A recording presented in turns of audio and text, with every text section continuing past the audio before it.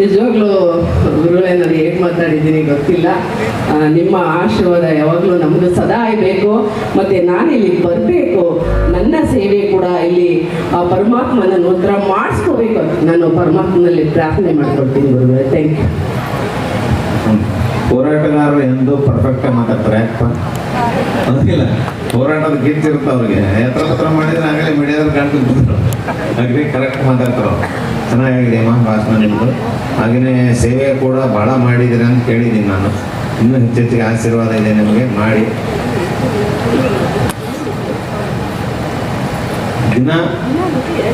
ದಿನನಿತ್ಯ ನೋಡೋದು ಸಿದ್ದನಕೊಳ ದಾಸಮಠನೇ ಐತೆ ಅಲ್ಲಿ.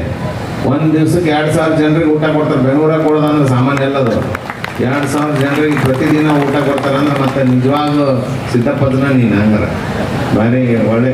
ನಿಜವಾಗ್ಲೂ ಸಿದ್ದಪ್ಪದನ ಕರೆಸ್ಕೊಂಡ, ನಾನು ಕರೆಸ್ಕೊಂಡಿಲ್ಲ. ಹಂಗಿದ್ರೆ ಎಲಿಜಿಬಿಲಿಟಿ ಇದ್ರೆ ಕರೆಸ್ತಾನವ. ಒಂದು ಇಷ್ಟು ಮಂದಿ ಆಗಲಿ ಹೈ ಲೆವೆಲ್ ಇದ್ರೆ ಕರ್ಸಂಗಿಲ್ಲ, ಅಲ್ಲೇ ಇರೋ ಮನೆಯಾಗ ಅಂತ.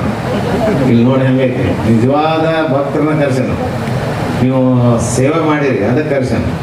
ಯಾರು ಸೇವೆ ಮಾಡಿರ್ತಾರ ಅವ್ರು ಕರೆಸ್ತಾರೆ. ಶುರು ಮಾಡಿ ನೀನು ಕರ್ನಾಟಕ ಬ್ಯಾಂಕಿಂದ ಸಂಪೂರ್ಣ ಬನ್ನಿ.